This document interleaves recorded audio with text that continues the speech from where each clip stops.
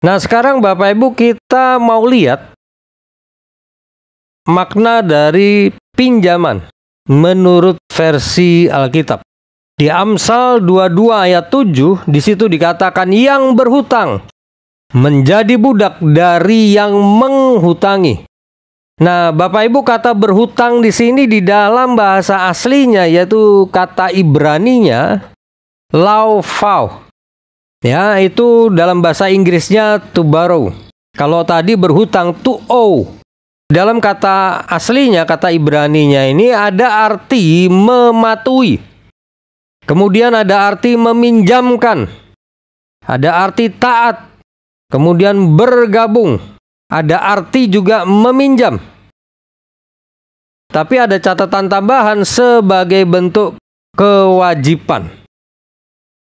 Jadi di sini yang dimaksud kata berhutang itu ternyata Bapak Ibu itu artinya meminjam, bukan berhutang. Ya, saya ulangi lagi. Kata berhutang di Amsal 22 ayat 7 itu ternyata arti yang sebenarnya bukan berhutang, tetapi meminjam. Ya, dalam bahasa Inggrisnya bahkan dipakai kata juga itu meminjam. Ya, bukan to owe. To owe itu berhutang, menghutang. Ya. Nah, di sini pakai kata meminjam. Jadi yang dimaksud ayat ini Bapak Ibu itu meminjam. Dan bahkan di dalamnya ada sebuah kewajiban. Nah, kewajibannya apa Bapak Ibu? Kewajibannya adalah mengembalikan pinjaman tersebut. Jadi kalau kita lihat Bapak Ibu, baik dari makna berhutang versi Alkitab atau makna meminjam dalam versi Alkitab, itu kita bisa belajar begini. Tuhan itu sebenarnya menghendaki orang Kristen itu kalau pinjam duit, ya gini kan konteksnya uang ya. Kalau pinjam uang harus mengembalikan. Itu kehendak Tuhan. Kalau engkau pinjam uang, nah engkau harus mengembalikan pinjaman tersebut. Itu sebuah kewajiban. Kalau kita tidak mengembalikan pinjaman, itu ya maaf Bapak Ibu sudah melanggar sebenarnya. Ya. Dan itu sebenarnya bisa tidak jadi berkat. Ya, tidak jadi berkat untuk orang lain. Tuhan menghendaki dan Tuhan suka kalau Bapak Ibu pinjam uang, Bapak Ibu mengembalikan. Jadi kalau kita lihat di sini, mana yang dilarang oleh Tuhan? Meminjam atau berhutang? Ternyata berhutang itu tidak sama menurut pandangan Alkitab dengan meminjam. Orang bisa meminjam tapi dilarang oleh Tuhan untuk berhutang. Artinya kalau kita meminjam harus mengembalikan. Sebenarnya bukan hanya soal uang Bapak Ibu, apa saja kita pinjam sesuatu sama orang, kembalikan. Tuhan menghendaki kita pinjam sesuatu dari orang, apakah itu barang, apakah itu uang, Tuhan menghendaki kita mengembalikan. Ya, supaya kita jadi berkat buat orang lain dan tidak mempermalukan nama Tuhan. Bapak Ibu sadari kita ini terus terang, ya, itu adalah wakil Tuhan di bumi. Jadi kita itu sebenarnya diharapkan Tuhan itu memancarkan Kristus, ya, kepada orang-orang di sekeliling kita. Kita mewakili Tuhan, keberadaan Tuhan. Kita dikehendaki Tuhan bisa menyatakan kemuliaan Tuhan. Lah kalau kita minjem tapi nggak pernah ngembalikan, waduh, itu sudah mempermalukan nama Tuhan. Ya, jadi kata berhutang di dalam Amsal pasal 22 ayat 7 itu sebenarnya artinya meminjam. Ya, jadi meminjam dengan kewajiban mengembalikan pinjaman. Jadi Bapak Ibu begini, kalau kita itu meminjam sejumlah uang, ya kita itu sebenarnya juga terikat dengan sebuah perjanjian keuangan. Karena memang pertama Tuhan menghendaki kita mengembalikan pinjaman tersebut. Dan yang kedua, kita pasti punya kesepakatan dengan pihak yang meminjamkan uang.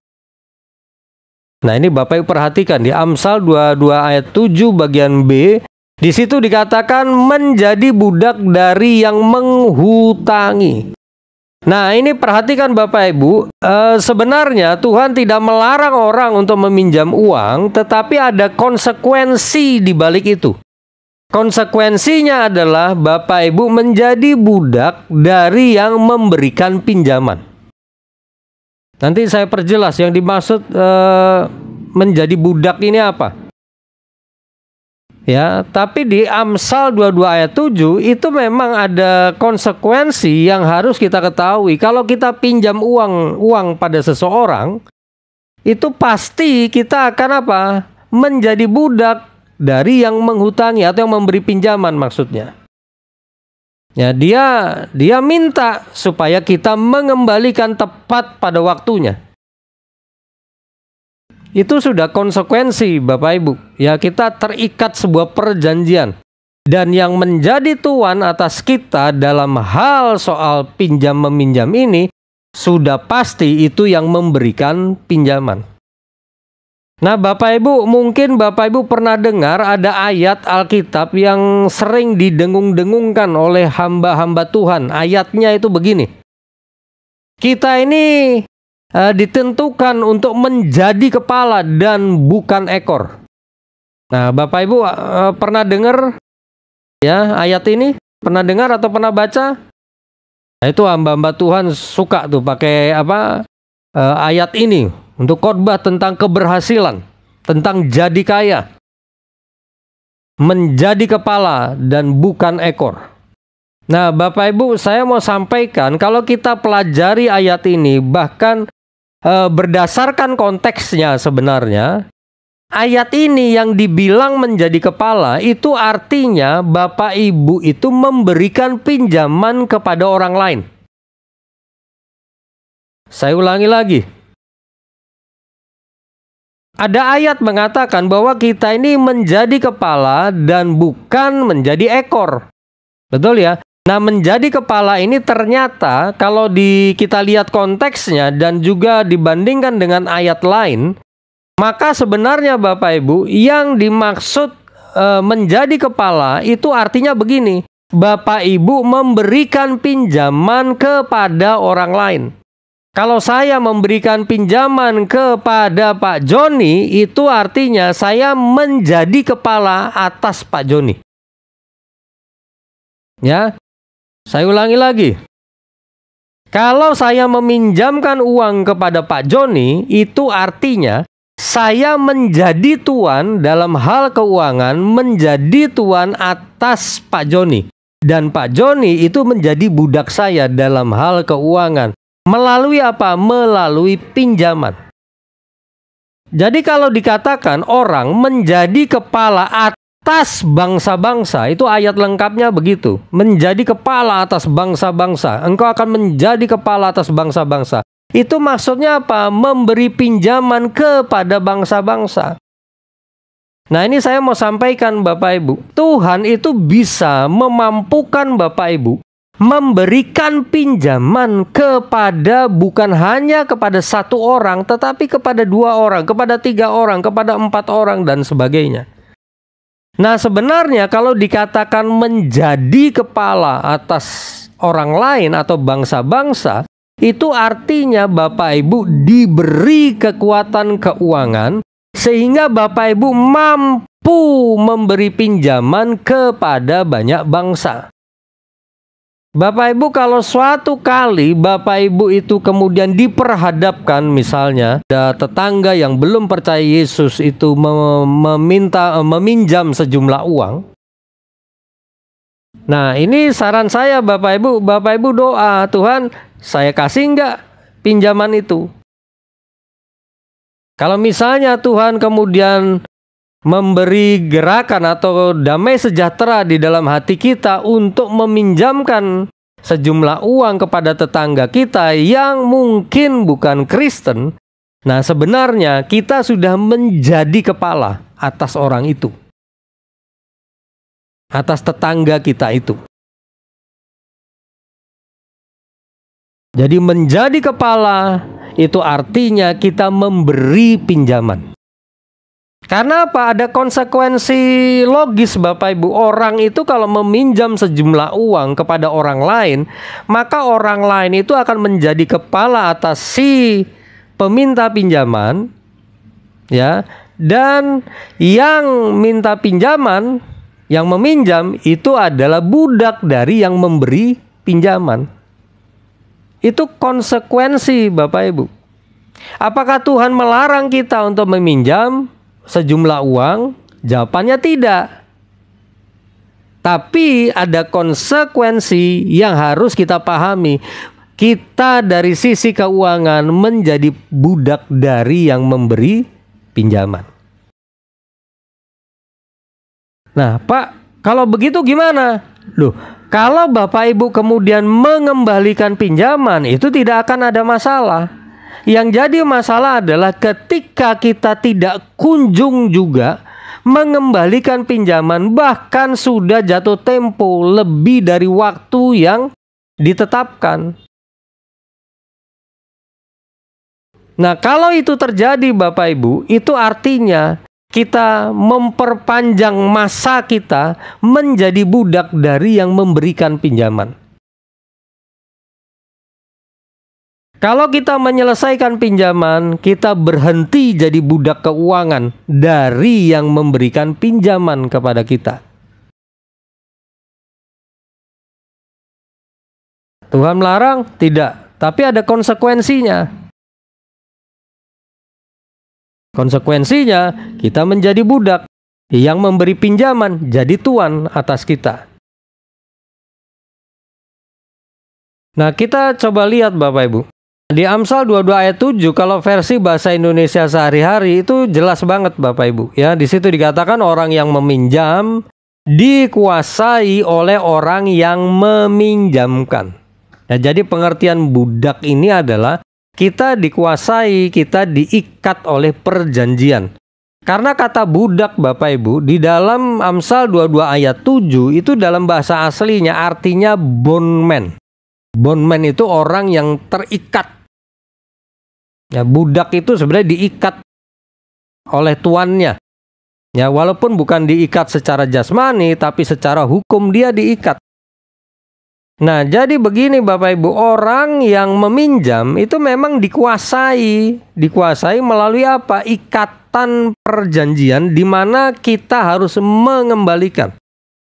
Nah, Bapak Ibu, kita ini kalau sudah dalam keadaan begitu, tanpa sadar memang kita itu tidak bisa bebas dalam hal menggunakan uang. Kenapa? Kita ingat nih, kita harus ngembaliin. Bapak Ibu, ini saya sudah pernah ada orang ya konsultasi ke saya soal pinjaman. Jadi orang itu punya pinjaman ya, dan dia sadar sepertinya dia nggak bisa mengembalikan pinjamannya. Kebetulan saya pernah bertamu ke rumahnya. Kemudian dia konsultasi ke saya, Pak, saya mesti mengembalikan pinjaman nih Pak. Kalau enggak nanti waktunya mengembalikan saya nggak bisa mengembalikan.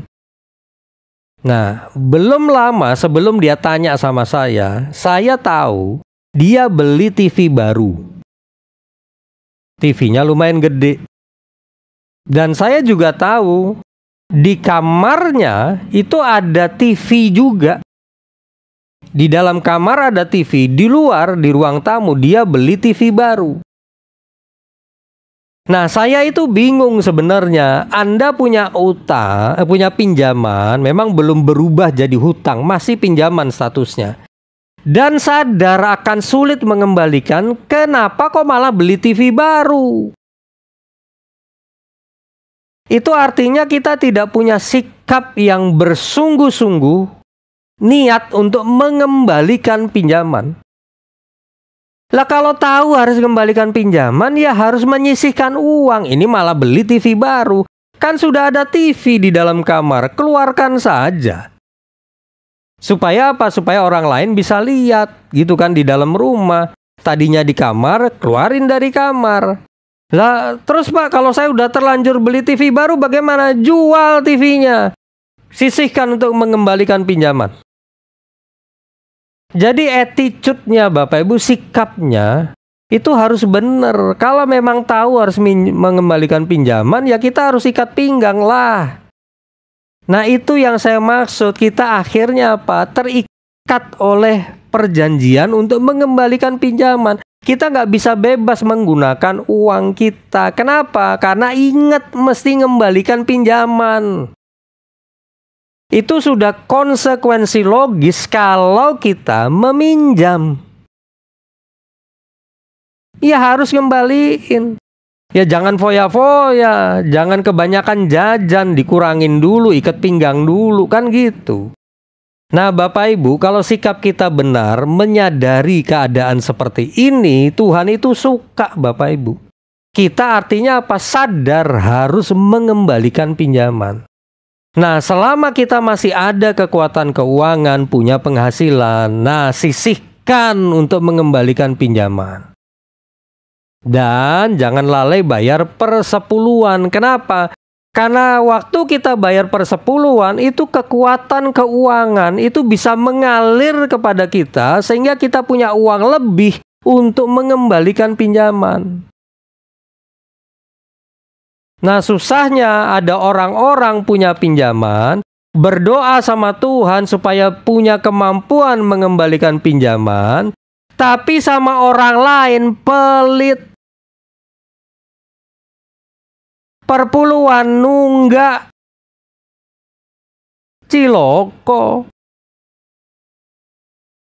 Lah iya toh. Gimana sih bro? Lu pelit sama orang tapi pengen dapat kekuatan keuangan untuk mengembalikan pinjaman. Ya bagaimana bisa? Kita itu butuh kemurahan dari Tuhan untuk bisa mengembalikan pinjaman. Jadi sikap kita sendiri itu harus diperbaiki. Kalau ini berhubungan dengan kita meminjam dari seseorang.